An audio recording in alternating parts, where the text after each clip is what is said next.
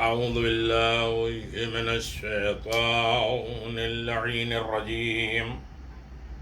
بسم الله الرحمن الرحيم. الحمد لله ذي المن والإحسان وذي العز والسلطان الذي خلق الإنسان وعلمه البيان.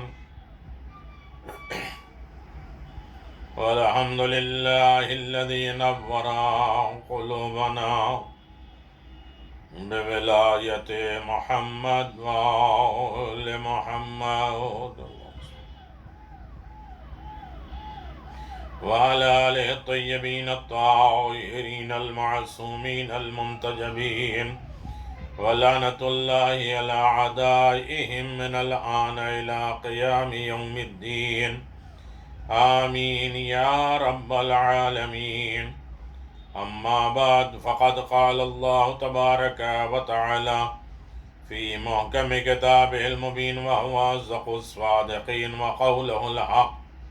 بسم الله الرحمن الرحيم. إن الله اصطفى وزاده بسطة في العلم والجسم. صدق اللہ العلی العظیم وصدق رسولہ النبی الکریم. سامعین محترم، ناظرین گرامی قادر، حیات جناب ابو الفضل عباس پہ ہماری یہ گفتگو جاری و ساری ہے، اور بحمد اللہ ہم 76 نمبر کی گفتگو پر پہنچے ہیں. حیات جناب ابو الفضل عباس. جناب عباس کی شخصیت، صالح ہونا، جناب عباس کے مقام، رفعت، علم، بردباری، یہ تمام صفات کے مالک ہیں جناب ابو الفضل عباس. آپ جناب ابو الفضل عباس میں یہ سارے صفات اور کمالات کہاں سے آئے؟ جناب ام البنین سلام اللہ علیہا کے والد سے جناب عقیل کی گفتگو آپ دیکھ چکے ہیں، سن چکے ہیں مسلسل، کہ مولا کائنات حضرت امیر المؤمنین علی بن ابی طالب علیہ السلام نے اپنے برادر محترم جناب عقیل سے فرمایا کہ میرے لیے کسی ایسے خاندان کی عورت کا انتخاب کیجئے جس سے جرأت مند اور بہادر بچہ پیدا ہو. اور جناب ام البنین فاطمہ بنت اعظام کلابیہ کا خاندان اس لحاظ سے پوری دنیا عرب میں ایک ممتاز خاندان کی حیثیت رکھتا ہے. صحیفہ وفا کے مصنف کے مطابق جناب ام البنین کا دادیال سلسلہ اس طرح تھا: فاطمہ بنت اعظام ابن خالد ابن ربیہ ابن وحید ابن کعب ابن عامر ابن کلاب ابن ربیہ ابن عامر ابن ساسا. اور نانیحال سلسلہ اسی طرح ہے: فاطمہ بنت ثمامہ اور دختر سہیل بنت مالک بن جعفر ابن کلاب. ابو الفرا اصفہانی نے مقاطع طالبین میں لکھا کہ حضرت عباس علیہ السلام کے نانیال خاندان والے بھی اپنے اپنے زمانے کے شجاع اور بہادر مشہور تھے. مورخین نے ظہور اسلام سے پہلے بھی اس گھرانے کے افراد کا بہادری اور سرداری کے ساتھ ذکر کیا ہے. یہ وہ خاندان ہے جس کی سیادت اور شجاعت کے سامنے اس وقت کے بادشاہوں کی گردنیں خم ہیں، جھکی ہوئی ہیں. اس کی طرف اشارہ کرتے ہوئے جناب عقیل نے حضرت امیر المومنین سے کہا تھا کہ عربوں میں ام البنین کے اجداد زیادہ شجاع اور بہادر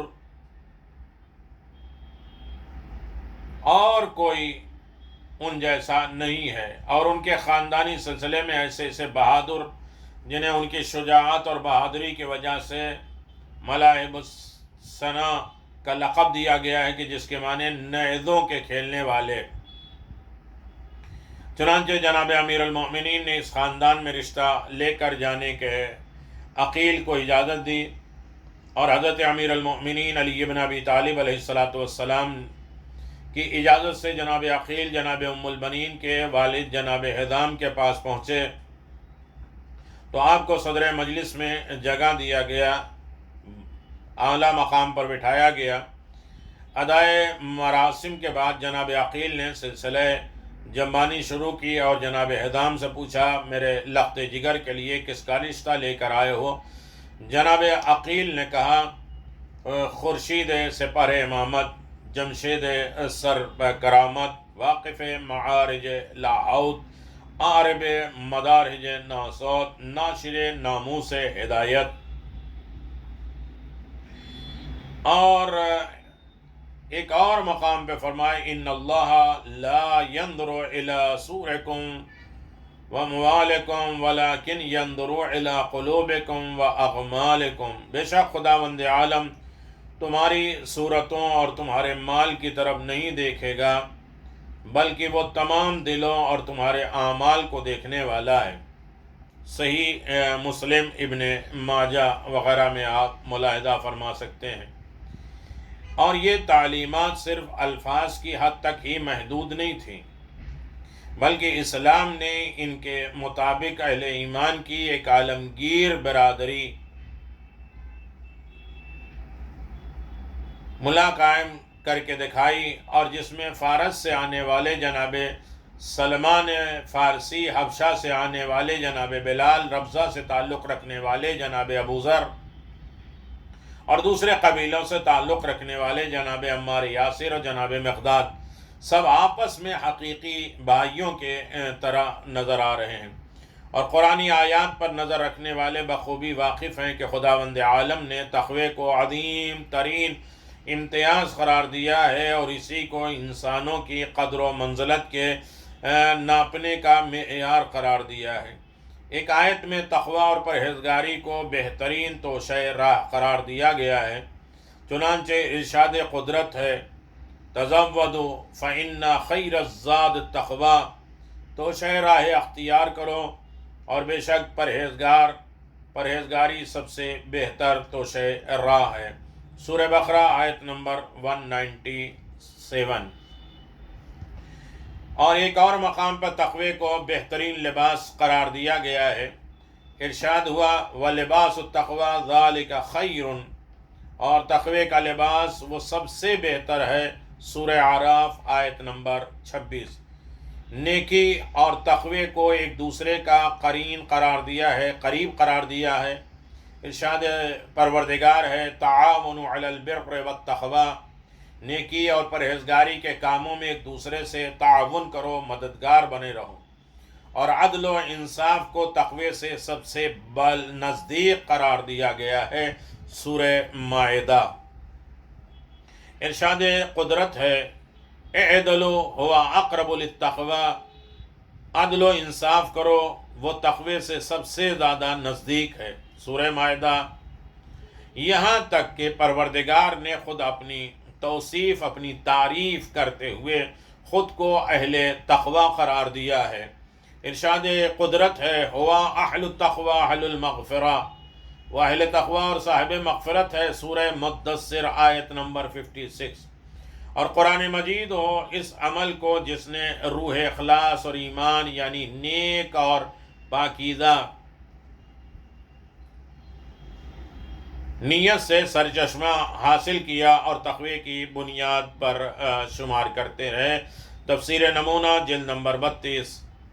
اسی کے ساتھ حقیقت سے بھی کوئی صاحب نظر انکار نہیں کر سکتا کہ پروردگار عالم نے اپنے پیغمبروں کو ہمیشہ اعلی نسب خاندانوں میں رکھا، خصوصاً جناب احمد مصطفیٰ محمد مصطفیٰ صلی اللہ علیہ وسلم خاتم النبیین کے خاندان کو بہم مالک دو جہاں نے پوری کائنات میں سب سے ممتاز قرار دیا۔ اور قرآن مجید کی ایک آیت سے تو اس بات کی طرف بھی اشارہ ملتا ہے کہ حضور اکرم کے سلسلے نسب کے تمام بزرگان نہ صرف طیب، طاہر، اعلی نسب، ذی وقار تھے، بلکہ وہ سب سمجھدار اور اچھے نیکوکار تھے، جیسا کہ ارشاد خداوندی ہے تقلب فی الساجدین، اور سجدہ گزاروں میں آپ کی گردش ہے۔ سورہ مبارکہ شورى آیت نمبر 219، جس کے ذیل میں علی بن ابراہیم سے منقول ہے کہ اس سے مراد اصلاب النبیین، پیغمبروں کا شجرہ نسب، جبکہ شیخ صدوق علیہ الرحمہ نے جناب جابر کے حوالے سے ایک مفصل روایت نقل کی ہے، اور وہ کہتے ہیں کہ جناب جابر ابن عبداللہ انصاری نے حضرت رسول خدا صلی اللہ علیہ وسلم سے دریافت کیا، اَیْنَ كُنْتَ وَآدَمُ فِي الْجَنَّةِ، اے خدا کے رسول، جب حضرت آدم جنت میں تھے تو آپ کہاں تھے؟ قال كنت في صلبه وهبط إلى الأرض وأفاني صلبه وركبته السقينة في صلب نوح وقذف فيه في النار في صلب إبراهيم ثم يلتقي الأبواء على صفاه وقد لم يد الله ينفعني من الأصلاب الطيبة في إلى أرحام الطاهرة وهاديا قائدا حتى أخذ الله بالنبوة وهدى بالإسلام وميثاقه وبين كل شيء من صفته واثبته التوراة والإنجيل وذكر رقته إلى السماء وشق لي تمام من أصحابه وقد عرش نحل بأفعانا محمد۔ حضرت رسول خدا صلی اللہ علیہ وآلہ وسلم نے ارشاد فرمایا کہ جب حضرت آدم جنت میں تھے تو میں ان کے صلب میں تھا، جب وہاں سے زمین پہ تشریف لائے تو میں بھی ان کے صلب میں تھا، جب نوح کشتی میں سوار ہوئے تو میں ان کے صلب میں تھا، جب میرے جد بزرگوار حضرت آدم آگ میں ڈالے گئے تو میں ان کے صلب میں تھا۔ ہمارے سلسلے نسب جتنے والدین ہیں کوئی بھی غیر شرعی تعلق کا مرتکب نہیں ہوا۔ خداوند عالم نے ہمیشہ مجھے پاک و پاکیزہ صلبوں سے، طیب و طاہر رحموں سے، اس کی تائید جناب ابن عباس کی اس تفسیر سے بھی ہوتی ہے، ان ابن عباس ان معنا واخرجنا من نبی الی نبی حتی اخرجنا نبینا، خداوند عالم نے آپ کو ایک نبی سے دوسرے نبی تک منتقل کیا اور یہاں تک کہ آپ کو دنیا میں بھیجا تو نبی بنا کر بھیجا۔ تفسیر بینات اور طبیان میں بھی ہے۔ حضرت ائمہ طاہرین علیہم الصلاۃ والسلام سے منقول احادیث میں اس مفہوم کی تاکید کرتے ہیں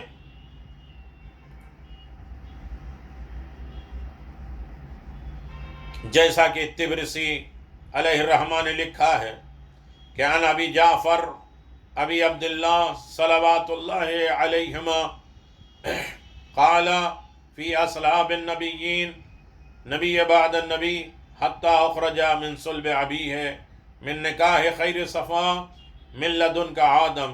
حضرت امام محمد باقر علیہ السلام اور حضرت امام جعفر صادق علیہ السلام سے منقول ہے کہ آپ دونوں حضرات نے فرمایا کہ خداوند عالم نے حضرت رسول خدا صلی اللہ علیہ وسلم کو انبیاء کے صلب سے پیدا کیا، ایک نبی سے دوسرے نبی کی طرف آپ کو منتقل ہوتے رہے، یہاں تک کہ جناب اسماعیل کے بعد نسلاً بعد نسل بلند مرتبہ افراد کے صلب سے گزرتے ہوئے اپنے پدرگودوار حضرت عبداللہ تک تمام حضرات کے شرعی نکاح کے ذریعے یہ سلسلہ آگے بڑھتا، اور آپ کے سلسلے نسب میں کوئی ایسا نہیں ہے جو شرعی نکاح کے بغیر ہو۔ تفسیر مجمع البیان۔ یقیناً آپ اندازہ لگائیں، اور جیسا کہ علامہ سید ہاشم حسینی بحرینی نے اپنی کتاب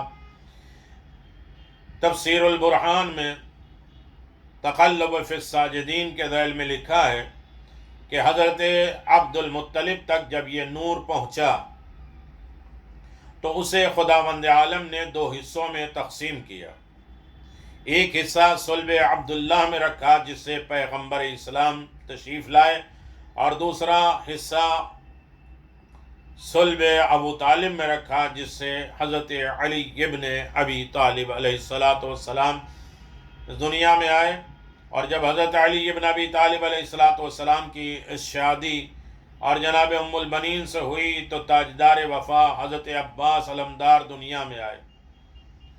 آپ کے سلسلے نسب پر نگاہ رکھنے والے حضرات اس حقیقت سے اچھی طرح باخبر ہیں۔ قمر بنی ہاشم حضرت عباس علمدار کو بھی پروردگار نے سلسلے نسب کے اعتبار سے بلند مراتب پر عطا فرمایا ہے۔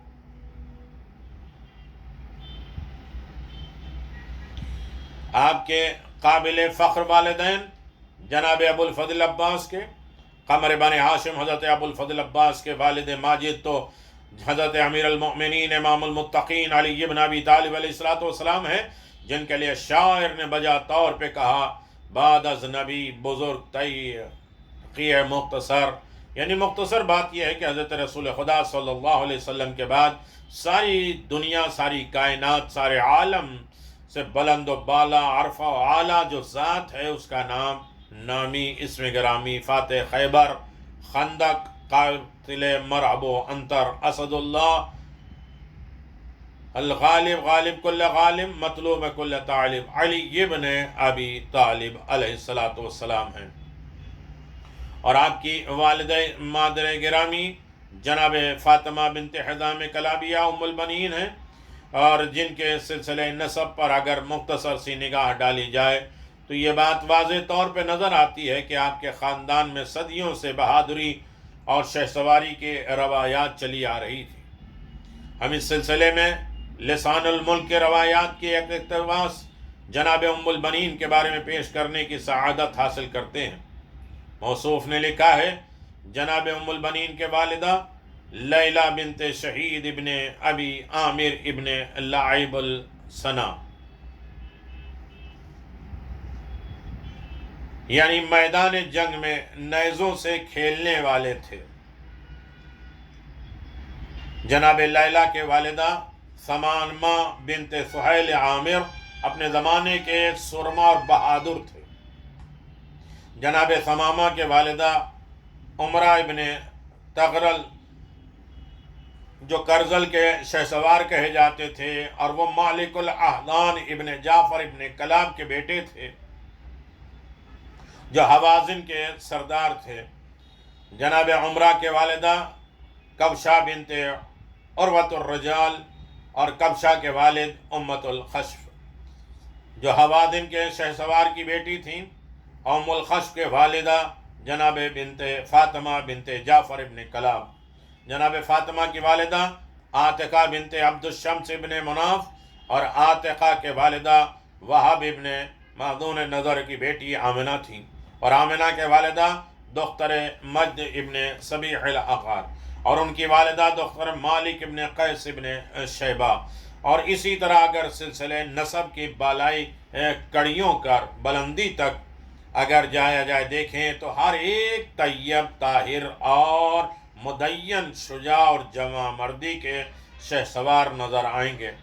چنانچہ علامہ کنتوری نے لکھا ہے، فَهِيَ كَرِيمَةُ الْعَادِلِ طَيِّبَةُ الْوِلَادَةِ، جناب ام البنین شریف خانوادے سے پاکیزہ اور بے داغ شخصیت کے مالک تھیں، اور ان کا نسب نہایت عمدہ تھا۔ ملاحظہ کیجئے 330 ذکر العباس۔ معاصر مفکرین کا بیان ہے کہ جناب ام البنین سلام اللہ علیہا جب آئیں تو گھر کے اندر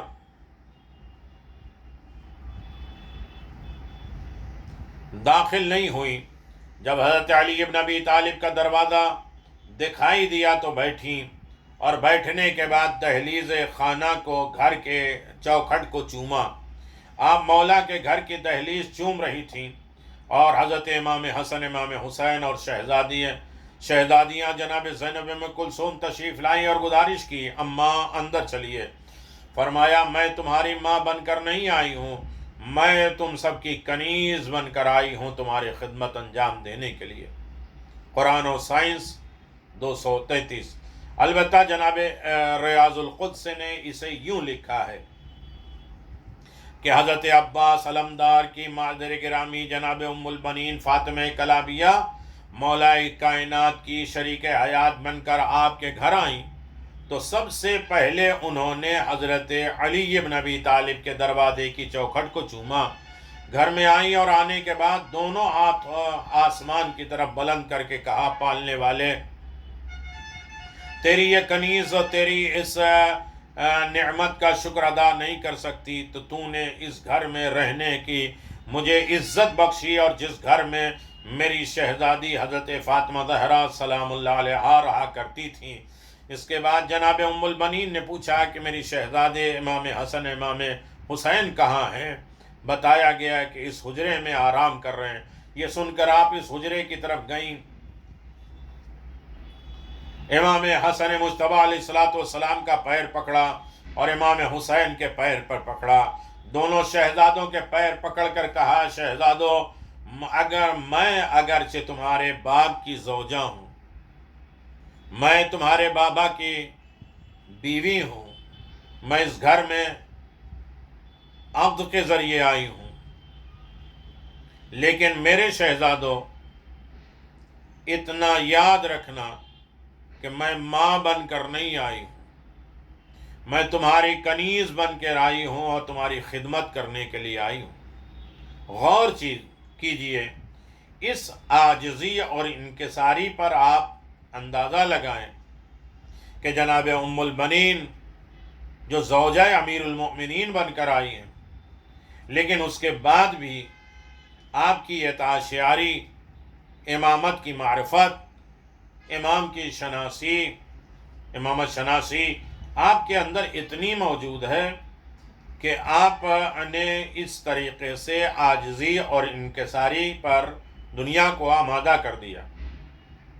جس کو پورا زمانہ آپ کی بیوی ہونے کے بنا پر ماں کا لقب دیتا ہے، اور وہ اپنی زبان سے کہہ رہی ہیں کہ میں کنیز بن کر آئی ہوں، اس گھر میں آپ کی خدمت کے لیے آئی ہوں. تو عزیزان محترم، یہ ہے کمال جناب ابو الفضل عباس کا، اور یہ ساری چیزیں جناب ابو الفضل عباس میں آئیں. جناب ابو الفضل عباس کا کارنامہ رہتی دنیا تک، زمانے تک بالکل اسی طرح چمکتا دمکتا رہے گا.